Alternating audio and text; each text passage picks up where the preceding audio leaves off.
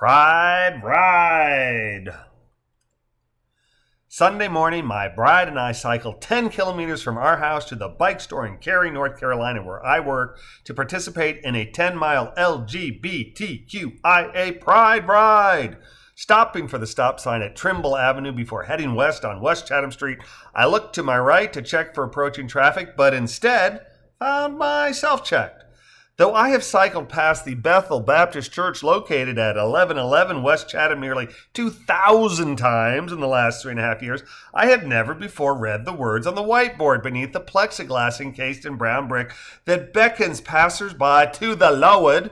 On June 27th, the Bethel Baptist chose to illuminate the world with words of godly wisdom by proclaiming, "Pride is the first concern to enter one's heart, and the last to leave," a pithy admonishment concerning the sin of pride, the first enumerated in the list of the 7 most deadly.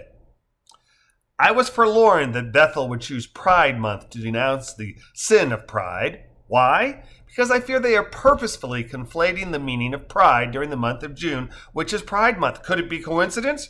Yes, but my casual observations of the uptick this month by conservatives commenting on the sin of pride makes me believe this highly unlikely. I am certain that way back in 590 CE, Pope G1, aka St. Gregory, aka Greg the Great, would have found men engaging in sexual practices with other men or women doing likewise with women a mortal sin. After all, this is the same group who burned witches at the stake an eon later and fought internecine wars with fellow Christians over differences like the Coptic topic. You know, the horrid slaughter of Christian to Christian over disagreement concerning the propriety of holding one's index finger aloft and making the sign of the cross. Just one of many illustrations of bloody infighting among Christians due to their differing opinions concerning the nature of the Trinity along the 2,000-year history of bringing the peace, light, and guidance of Christ to the masses through violence and bloodshed. It is ironic that Christians latched on to the teachings of the Greek Aristotle, who wrote about the 7 deadly, as it was contact with the Greeks that was the impetus in Leviticus to denounce homosexual acts, and it is laughable that the impetus for the malicious myths, or should that be malconstruence, concerning the pride-humility dichotomy and focusing on the word pride and disassociate it from the need for survival of, yes, in some countries, known homosexuals are still executed, and in many they are grossly discriminated against, a scapegoat group that has suffered at the hands of God's chosen since medieval times.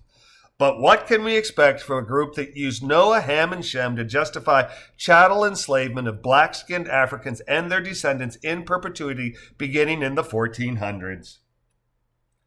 The only known writing attributed to Jesus is when that angry mob was ready to stone a woman for adultery, and JC gave the green light to do so for anyone who was without sin, as he started enumerating the long list of no-nos with a stick in the sand. Nobody in the bloodthirsty mob lobbed a rock at the accused, and I can't help but wonder how proud the folk at Bethel are for their cunning anti-LGBTQ plus giggle.